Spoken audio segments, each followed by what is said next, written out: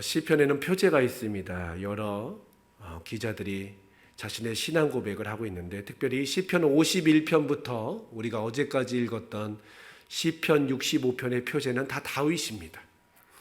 다윗이 여러 상황 가운데서 기록한 시편이 시편 51편에서 65편까지의 말씀이었다면, 오늘 읽었던 66편부터 81편에 관한 우리 시편은 출애굽에 관한 시편입니다.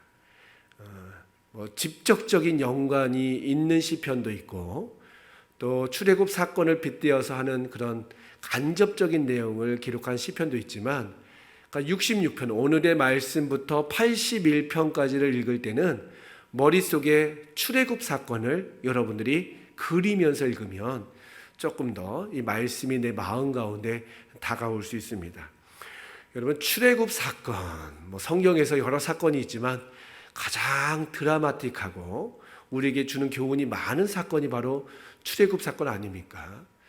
하나님께서 이스라엘 백성들을 애굽에 보내실 때만 해도 애굽에 먹을 것이 풍부하였고, 요셉이라는 총리가 있어서, 또 형제가 있고 아들이 있고, 또 삼촌이라고 할까요? 여러 그러한 사람들이 70여 명의 사람들이 애굽에 가서 이제 풍요롭게 살았지만 430년 이후에 어떻게 됩니까? 그들은 이제 노예로서 애굽의 또 식민을 지배를 받는 그러한 비참한 운명으로 전락하게 되죠. 그때 하나님께서 하나님의 종 모세를 통하여 구원의 역사를 이루시는데, 그 구원의 역사가 너무나 기가 막힌 거예요. 그렇죠?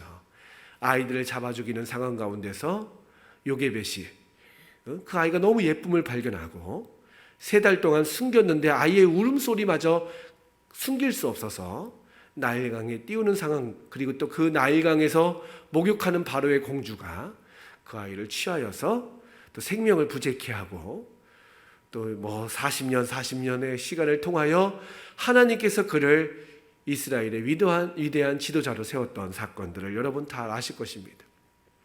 그 이야기를 하자면 1시간도 부족하겠지만, 중요한 것은 이 출애굽 사건의 핵심되는 내용들이 있습니다. 어떻게 이렇게 출애굽 사건이 하나님의 섭리 가운데서 완벽하게 이루어졌는가, 우리가 그 갈피를 하시고 성경 하나만 찾도록 하겠습니다.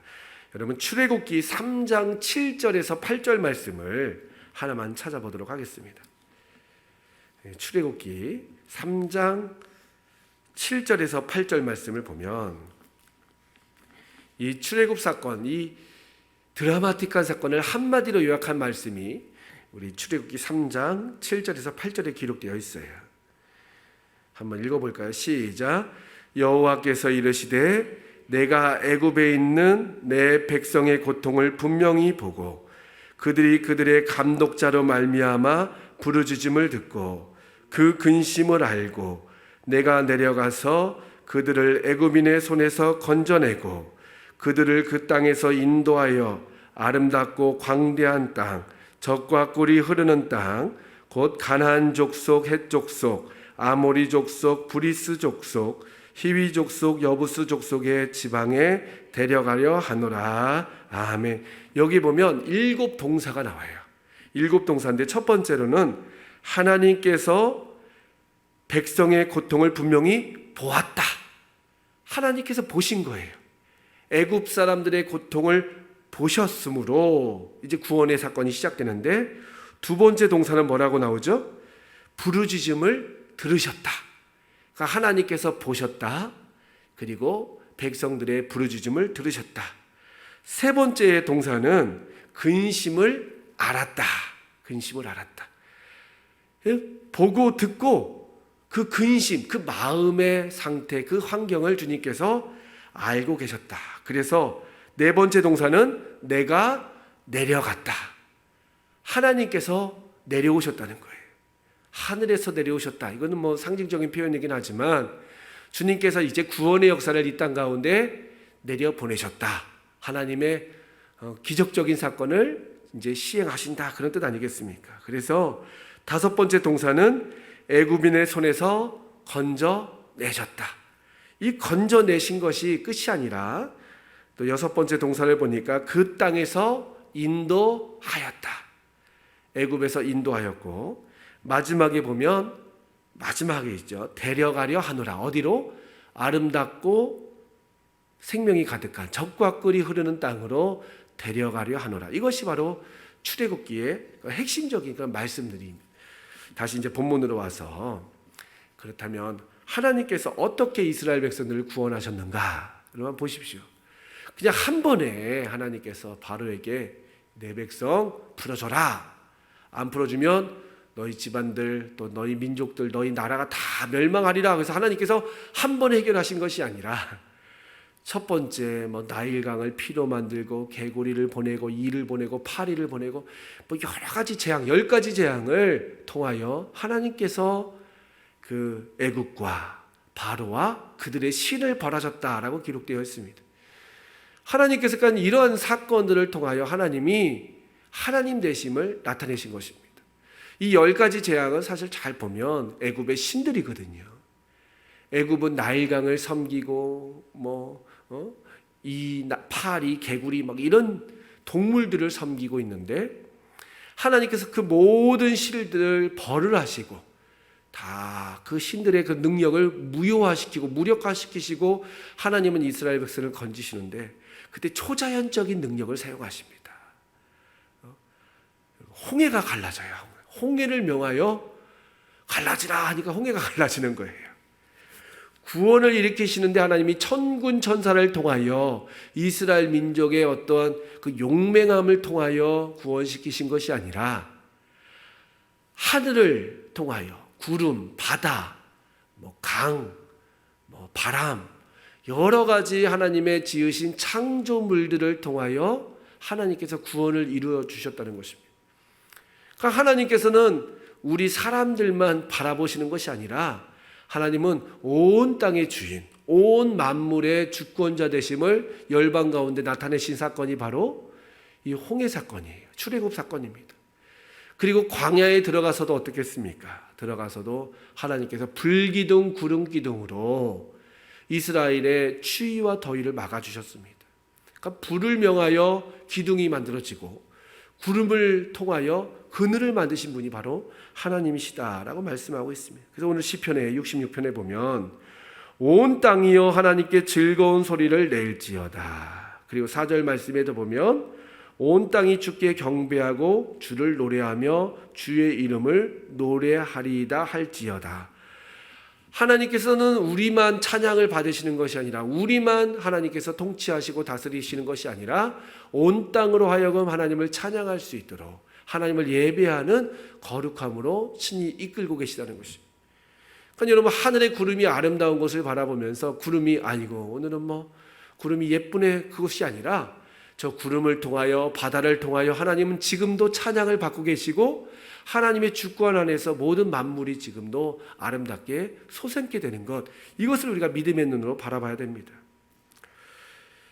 그래서 하나님께서 온 땅을 찬양하시고 온 땅의 그런 모든 자연 만물을 다스리고 계신데, 인간의 이 어리석은 것이 바로 뭐냐면, 이건 조금 여러분들이 이해하고 들으시는 게 뭐냐면, 이 자연 만물을 통하여 하나님께서는 영광을 받으신다. 그것은 다시 말해서 우리 또한 자연 만물을 아름답고 소중하게 관리하고 다스려야 할 의무가 있는 것입니다. 하나님께서도 에덴 동산에 아담과 하와를 만드실 때 아담과 하와를 통하여 그 에덴 동산을 다스리게 청지기의 직분을 주셨는데, 아담이 범죄하자 어제 말씀처럼 자연 만물도, 모든 땅도, 그런 어떤 열매 맺는 채소와 나무들도 저주를 받아서 이제 다 함께 탄식하며 주님의 구원하심, 나타나심을 사모한다라고 기록되어 있습니다. 그러니까 우리가 아름다운 자연을 가꿔야 되는 것은 우리의 사명인데, 타락한 이후에 사람들도 하나님을 잊어버리고 자연을 훼손하고 파괴시키는 그런 일들을 우리가 보지 않습니까? 그러니까 우리 그리스도인들이 말씀을 통해서 깨닫는 것은 하나님의 온 땅의 주인 되심을 고백하면서 우리에게 맡겨주신 그런 상황 가운데서 우리는 하나님의 뜻을 날마다 실천하며 실행하며 살아야 합니다. 이 땅이라는 것은 참 정직합니다. 여러분 그렇지 않습니까? 잘 가꾸면요, 비옥한 땅으로 바뀌고, 잘 가꾸면 그 안에서 또 생명이 움트면서 우리에게 풍부한 아주 기쁨의 열매를 선물해 주지만 땅을 훼손시키고 막 오염시키면 어떻습니까? 돌아오는 것은 우리에게 재앙이고 우리에게 화가 아니겠습니까? 요즘 뭐 얘기 들어보니까 제주도도 이 지하수가 오염돼 가지고 예전에 막 뛰놀면서 마셨던 물이 다 오염돼 가지고 지금은 악취가 나고 사용할 수 없는 그런 상황이 되었다라는 이야기를 들었는데, 이것은 우리 그리스도인들의 올바른 모습은 아니죠. 우리가 하나님이 주신 자연을 잘 가꿔서 물론 어쩔 수 없이 우리가 작은 훼손을 줄 수밖에 없지만 최선을 다해서 그리스도인의 빛과 소금의 역할을 감당해야 되는 것이 우리의 사명이라는 것입니다. 그래서 4절까지는 온 땅이 하나님을 찬양한다라는 말씀이 기록되어 있다면, 이제 6절부터는 구체적으로 출애굽에 대한 사건이 기록되어 있습니다. 이 출애굽 사건, 여러분 6절 말씀을 보십시오. 6절 말씀을 보면 하나님이 바다를 변하여 육지가 되게 하셨으므로 무리가 걸어서 땅을 건너고 우리가 거기서 주로 말미암아 기뻐하였도다. 그렇죠? 예. 여러분 딱 머릿속에 홍해 도하의 사건이 그려지지 않습니까? 홍해를 건널 때에 마른 땅과 같이 건넜다. 오늘 말씀해 보니까 육지가 되었다라고 표현하고 있습니다. 그러니까 하나님께서는 오늘 우리에게 주시는 그런 놀라운 능력이 단순하게 우리의 마음의 기쁨, 우리의 상황의 어떤 즐거움이 아니라 하나님은 초자연적인 능력을 행하시는 분이시고, 이 능력은 예수님 당시에도 나타났고 지금도 우리 상황 가운데서 하나님은 이런 능력을 나타내기를 원하십니다. 그래서 바다가 한순간에 갈라지는 것은 아니지만 하나님은 지금도 온 땅을 주관하고 계시고, 필요에 따라서 하나님은 비가 와야 될 상황인데 비를 멈추게 해주시고, 또 마른 땅 가운데 비를 내리시는 분이 바로 하나님이시다라는 것을 기억해야 됩니다. 예전에 그런 이제 일들이 많이 있는데 요즘에는 참 그렇게 많이 안 하는 것 같아요. 예전에는 막 수련회라든지 운동회, 교회 연합 행사가 있으면 다음날 비가 예보돼 있잖아요.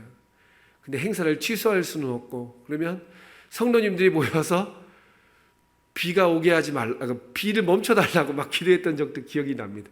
저도 어렸을 때 막 기도를 하는데, 막 기도하고 나서 성도님들은 다음날 보면 다 우산을 챙겨와요. 그렇죠? 근데 어떤 아이 하나가 기도했는데 우산을 챙겨오지 않은 거예요. 그래서 어른이 그러죠. 너 왜 우산 안 챙겨와? 했더니 우리 어제 기도했잖아. 이런 믿음이 있더라고요. 우리는 그때 기도는 기도고, 비는 비야. 비 오면 어떡하려고. 아이의 믿음만큼도 못 되는 우리의 모습 아니겠습니까?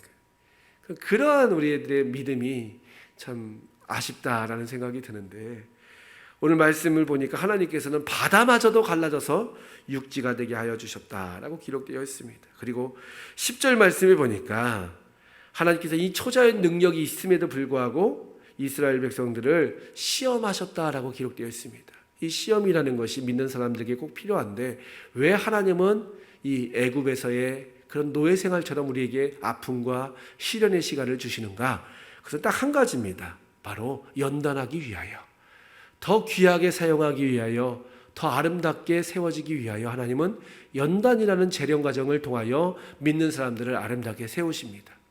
그러니까 환난이 없으면 참 좋지만 로마서 5장 8절에 3절의 말씀처럼 환난이 인내가 연단이 소망을 이루는 것이 하나님의 그런 어떤 통치 방법이세요.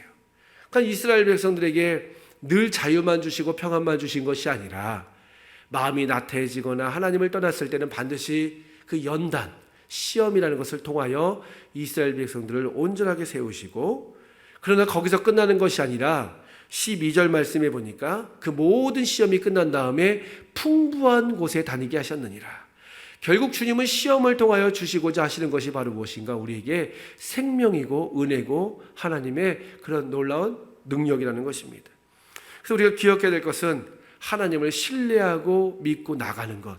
이스라엘 백성들이 하나님이 없는 것 같았지만 광야에서 하나님이 늘 이스라엘 백성들을 보호하여 주셨듯이, 오늘 우리의 삶 가운데도 이 광야 같은 세월에서 하나님이 눈에 보이지 않는다고, 하나님의 직접적인 역사가 나타나지 않는다고 하나님을 우리가 부인하고 멀리하는 것이 아니라 하나님 오늘도 날 지키시고 살아계셔서 온 만물을 통치하고 계신다라는 믿음을 가지고 나갈 때 비로소 우리도 이 요단강을 건너서 하나님의 가나안 복지에 들어갈 수 있는 그런 승리를 얻을 수 있는 것입니다. 그래서 하나님이 기뻐하시는 예배를 드리고 하나님이 원하시는 그런 아름다운 신앙인의 모습으로 사는 것, 그것이 이 땅 가운데서 우리에게 주신 하나님의 사명인 것입니다. 사무엘상 16장 7절 말씀해 보니까 사람은 외모를 보거니와 나 여호와는 중심을 보느니라. 그러니까 하나님께서 바라보시는 것은 우리의 상황, 우리의 현실의 모습이 아니라 우리의 내면, 우리가 얼마나 이 상황 가운데서도 높든지 낮든지 부하든지 가난하든지 아니면 어떤 상황이든지 하나님을 바라보는 그 믿음을 보신다라고 말씀하고 있는데, 오늘 우리가 하루를 살아가면서 이 출애굽한 이스라엘 백성처럼 불평하는 것이 아니라 여호수아 갈렙처럼 어떤 상황이든지 주님의 믿음의 눈을 통하여 세상을 우리가 정복해 나가며 세상 가운데 하나님의 영광을 나타내는 사랑하는 성도 여러분 되시기를 주님 이름으로 축원합니다.